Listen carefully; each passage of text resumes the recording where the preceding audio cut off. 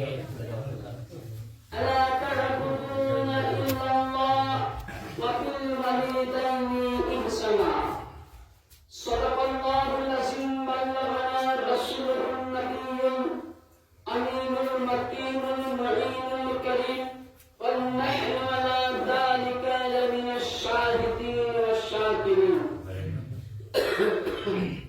والحمد لله رب العالمين উপস্থিত সম্মানিত সভাপিত সমাহিত ইসলাম দরদি হিতাকাঙ্ক্ষী নবী প্রেমিক ও রাসূল প্রেমিক শ্রোতা মণ্ডলী বয়োজ্যেষ্ঠ ভাই মুসলিম গ্রামবাসীগণ মাইকের আওয়াজ থেকে যে যেখান থেকে শ্রবণ করছেন ও আমার পর্দানসীন মুসলিমা সকলকে রইল আমার প্রাণভরা সালাম। আসসালামু আলাইকুম ওয়া রাহমাতুল্লাহ।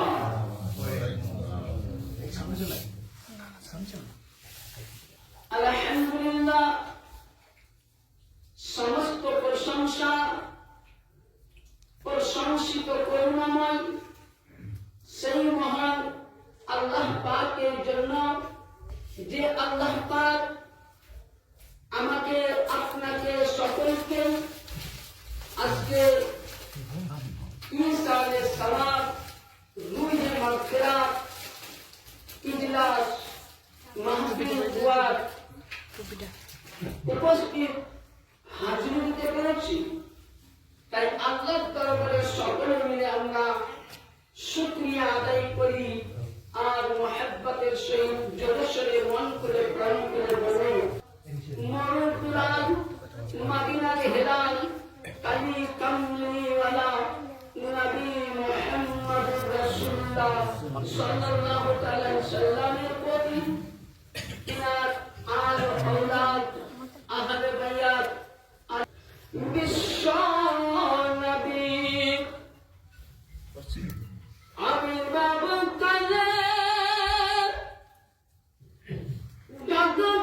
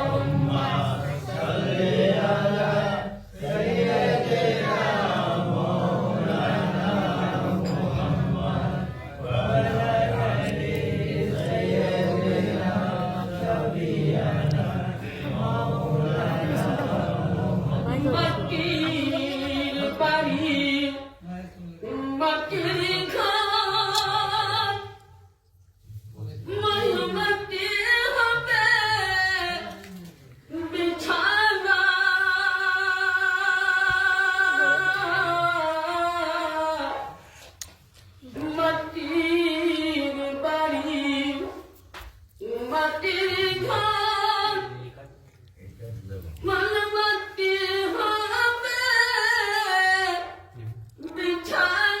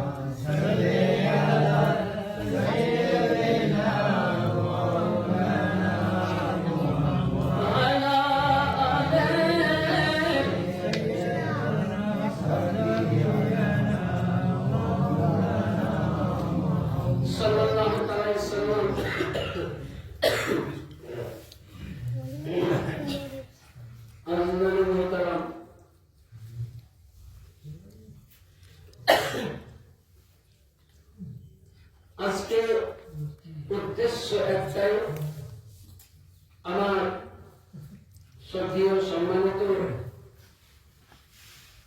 মাস্টার সাহেব বা আমার ফেরার মাস্টার ভাই সাহেবদের, জগৎ জননী মায়ার জিনিস, মমতার জিনিস, যার নাম এক শব্দেই বলা যায় মা, তিনি আজকে 1 বছর বিগত আমাদের সামনে থেকে উনি চলে গেছেন।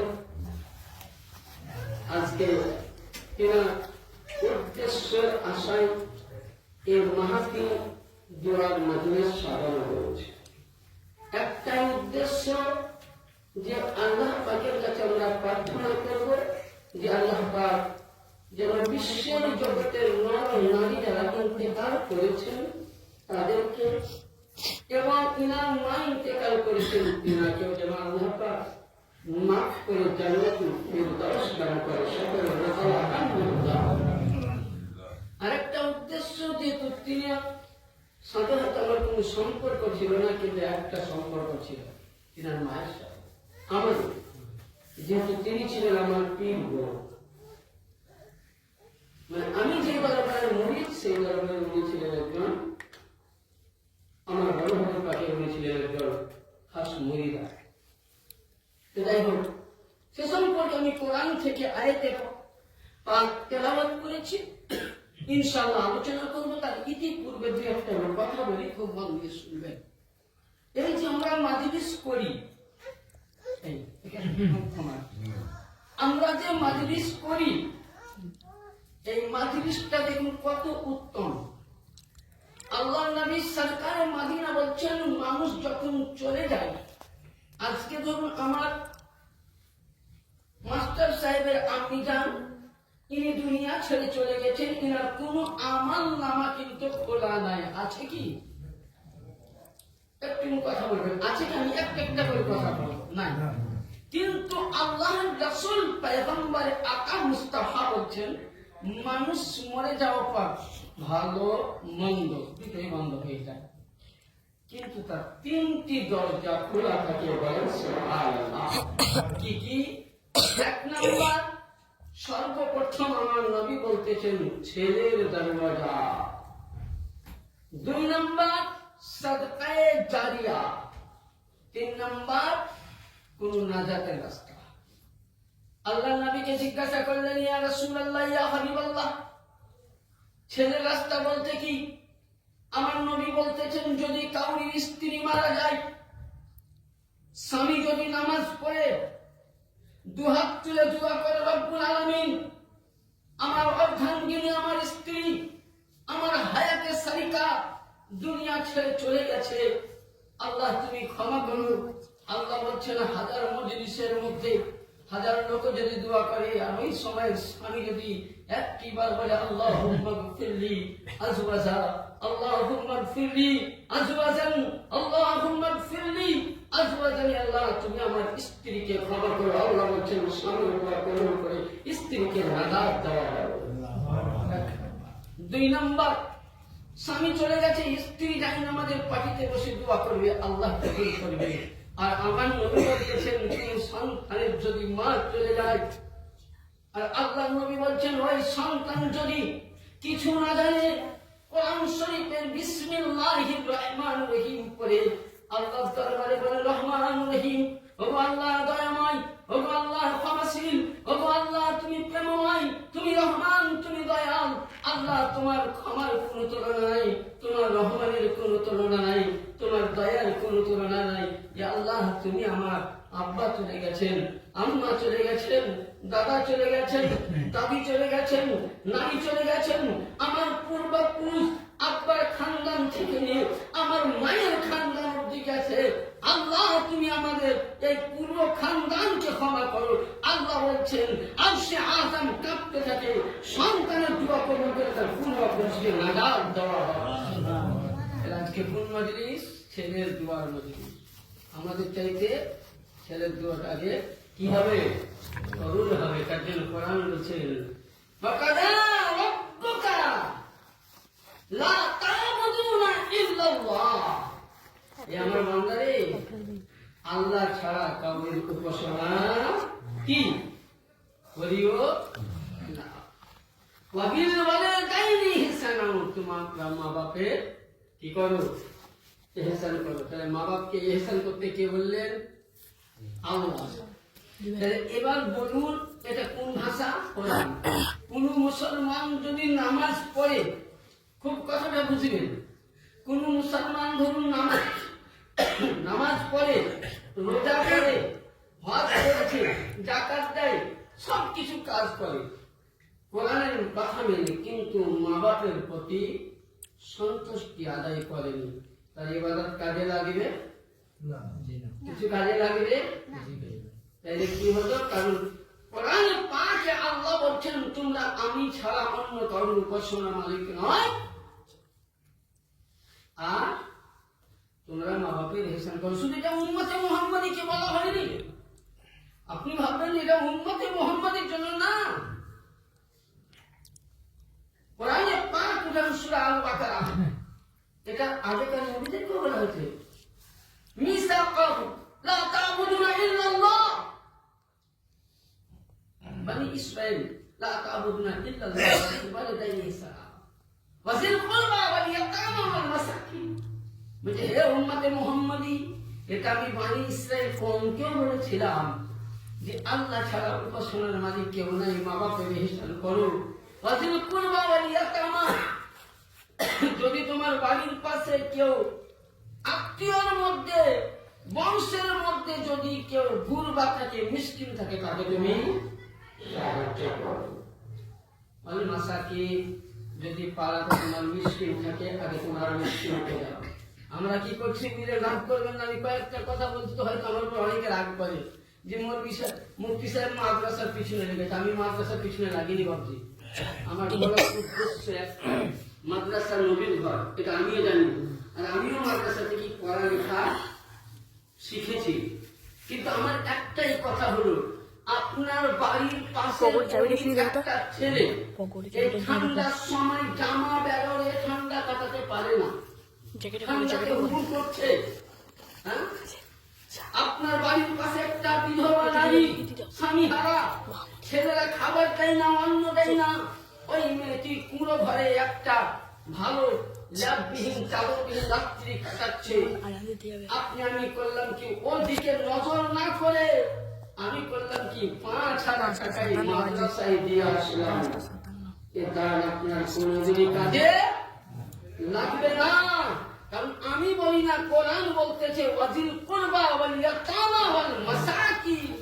যদি তোমার আত্মীয়র মধ্যে, পরিবারের মধ্যে, পাড়ার মধ্যে যদি ইয়াতিম থাকে, মিসকিন থাকে, ফকির থাকে, আগে তাকে সাহায্য করবে। আমরা করি? হ্যাঁ, আমরা করি। আমরা করছি কি, মাদ্রাসাতে দিলাম 5 ঘন্টা ধান নাম নেওয়ার জন্য, কিন্তু না, আগে আপনি নিজের মহল্লাকে দেখুন, তারপরে নবী ঘরের দিকে আগান। তার জন্য হাদিস শরীফে আছে, বাড়িকে দেখবেন আপনার নবী বলছেন, বান্দারে কেউ যদি মনে করে যে আমি লাইফ ভর হজের নেকি পেতে থাকবো, একটা রাস্তা আছে। আল্লাহ বলছেন, আল্লাহ রাসূল বলছেন, তুমি হজ করতে যাবা একবার। আপনি ধরুন এখন উমরা হজ করবেন, বিভিন্ন রকম এখন প্যাকেজ আছে, 85,000, 90,000, 1 লাখ, 1.5 লাখ। বুঝে ওই টাকাতে আপনি উমরা করতে গিয়ে মক্কা মদিনা সব দেখে আসবেন, একবার দেখলেন, সবাব একবার পেলেন, তাই তো? বারবার তো পাবেন না। নবী বলছেন, তোমার বাড়ির পাশে যদি কোনো গরিব একটি মেয়ে থাকে, কিংবা একটা শিক্ষা প্রতিষ্ঠানের দরকার গ্রামের মধ্যে, ইসলামিক গরিব মেয়ে যদি থাকে, বিবাহ দিতে না পারে, হজের টাকাটা তুমি ওই গরিবকে দান করে দাও, মেয়েটিকে উদ্ধার করে দাও। নবী বলছেন, তুমি একবার হজ করতে যাবা, কাবা মদিনা দেখতে পাবা, কিন্তু আল্লাহর নবী বলছেন, মুহাম্মদুর রাসূলুল্লাহ, আমি বলে গেলাম রে, কিয়ামত অবধি যতদিন অবধি দুনিয়া জীবিত থাকবে, যতদিন অবধি দুনিয়া থাকবে, কিয়ামত অবধি নামায় আমাদের হজের টাইমে আল্লাহ তোমাকে 7টা হজের সওয়াব দিবে। তাহলে কি উপকার পেলাম? দান করাটা বেশি উত্তম না মক্কা মদিনা যাওয়াটা উত্তম? বলে বাড়ির পাশে গরিব খেতে পায় না, নাম নেওয়ার জন্য আলহাজ অমুক, হ্যাঁ, আর নিজের ভাতি যেটা খেতে পায় না, পাশে বাড়ির গরিবটা খেতে পায় না, তুমি নাম নেওয়ার জন্য হাজি এই হাদিস কোন প্রয়োজন কাজে লাগবে না।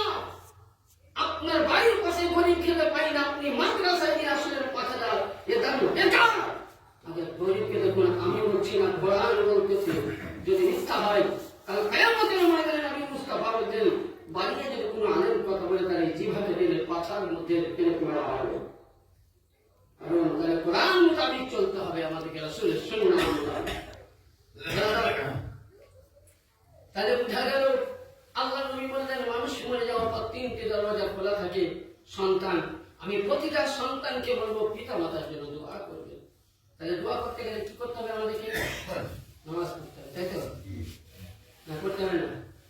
নামাজের কথা তো বলা যাবে, নামাজের কথা বললে তো বলে নবী সাহেবেরা খারাপ, আর বক্তব্য ভালো লাগবে না, কি বলা বুঝলেন? এই কিছুদিন আগে বললেন, এই কিছুদিন আগে নবী দেশ গেল, বহরমপুরে গিয়েছিলাম জালসা করতে। জায়গাটার নাম হলো ভিটে পাড়া, মানে ইসলামপুর পেরিয়ে বহরমপুর থেকে প্রায় লোকাল ভাষা 2 ঘন্টা। মাশাআল্লাহ বাগির সাইড তো এই ভাইজান জানবে, ওইদিকে বাগির সাইডের লোক ভালো হয়, মানে 2,500, 3,000, 4,000 লোক হয়। নাম শুনেছি যে বর্ধমান ডিস্ট্রিক্ট থেকে মন্ত্রী সাহেব এসছে, মানে ইউটিউবে আমাকে দেখেছে, বক্তব্য মোটামুটি 2.5 ঘন্টা হয়েছে শুনেছে। লাস্ট বেলায় বলি, আচ্ছা আপনারা সবই আশিকে রসুল? বলে হ্যাঁ, হাত উঠান তো। মাশাআল্লাহ গোটা স্টেজে বলে একটা ফাঁকা নাই। আচ্ছা নামাজ কয়জনা পড়েন? হাত উঠান তো। অত বড় স্টেজে 5 জন বলে যে আশিকে রসুল করো না। দোয়া করতে গেলে কি করতে হবে? নামাজ কিছু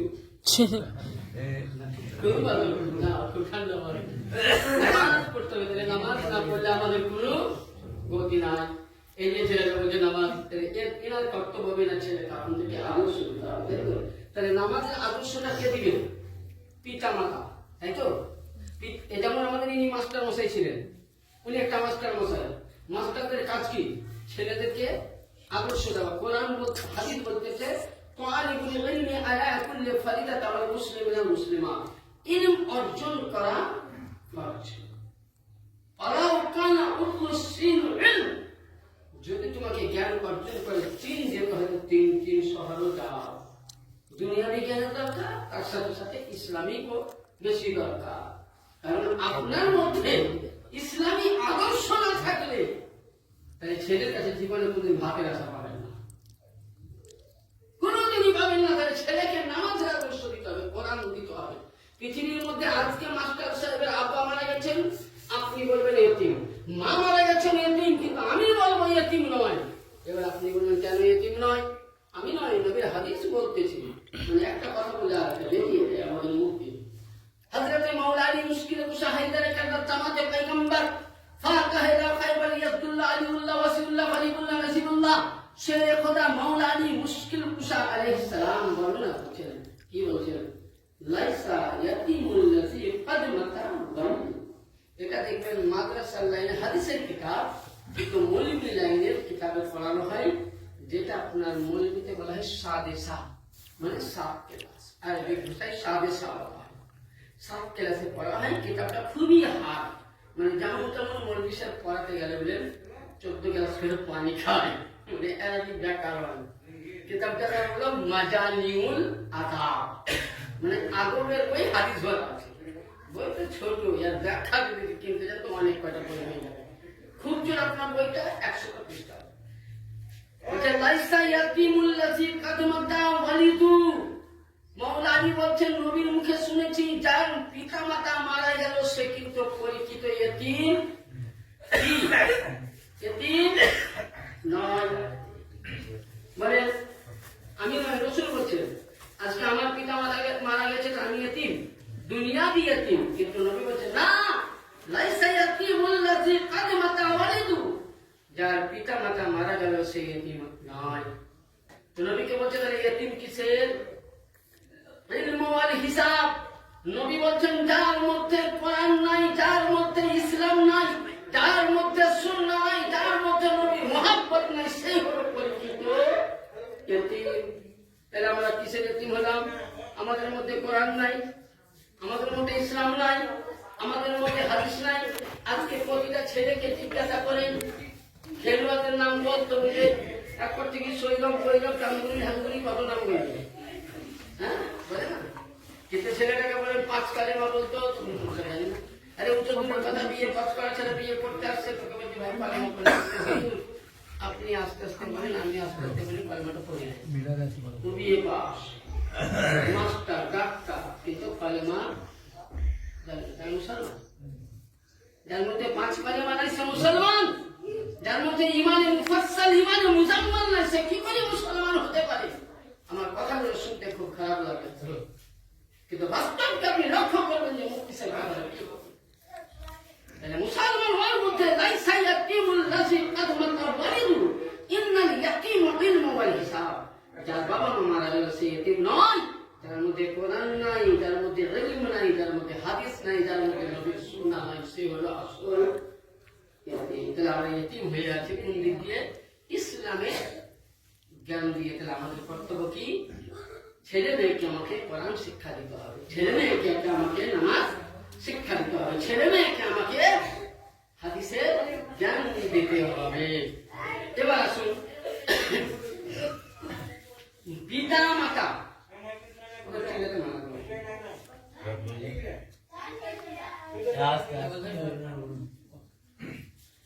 কথা হচ্ছে একটা হাদিস শুনুন, পিতা মাতার মর্যাদা শুনুন, তারপর ইনশাআল্লাহ আগামী সব রকম হাদিস আলোচনা করব। আল্লাহর নবী সরকারে মদিনা সাল্লাল্লাহু আলাইহি সাল্লাম, খুব গুরুত্বপূর্ণ হাদিস, এটা সকলের জন্য কাজে লাগবে, যাদের বিয়ে হয়েছে তাদের জন্য, যাদের বিয়ে হয়নি তাদের জন্য কাজে লাগবে। খুব গুরুত্বপূর্ণ হাদিস।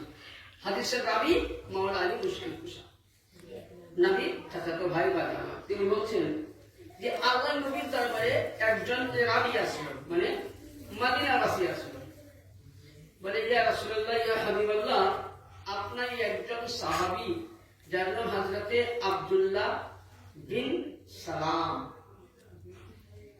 বিছানায় পড়ে আছে, কিন্তু তার জান কবজ কি হচ্ছে না। দেখবেন মানুষ মারা গেলে দুনিয়ার বুকে জান্নাতি না জাহান্নামী প্রমাণ পাবেন। আমি আপনাকে নমুনা দিচ্ছি। দেখবেন অনেক মৃত্যু বাড়িতে যান, মাইয়াতের বাড়িতে, তো দেখবেন একটা সুগন্ধিত পাওয়া যায়, খুব খুশবু পাওয়া যায়, তবে মানে আরো রাত্রির নয়, এমনই খুশবু পাওয়া যায় তার দেখবেন শরীরটা হয়তো মাইয়াতের ঘেমে গেছে, কিন্তু শরীর থেকে সুগন্ধ আসছে, মানে খুশবু আসছে, জানবেন ওই ব্যক্তি জান্নাতি। জোরে বলুন সুবহানাল্লাহ। আরেকটা জিনিস, ধরুন আপনি সবাই মিলে গ্রামে কেউ মারা গেল, বললাম আর ওই ব্যক্তি চলে গেল, 10 জন ব্যক্তি যদি বলে তার জন্য আফসোস করে, আল্লাহ বলছেন জান্নাতি। আর গ্রামে যদি বলেন কাউকে অত্যাচার করছি আমি, আর মই যে অপর গ্রামের লোক বলবেন বলবি ছিল খুব ভালো ছিল, মনে হচ্ছে খুব ভালো হচ্ছে, এই জাহান্নাম। তারপরে আল্লাহ নবী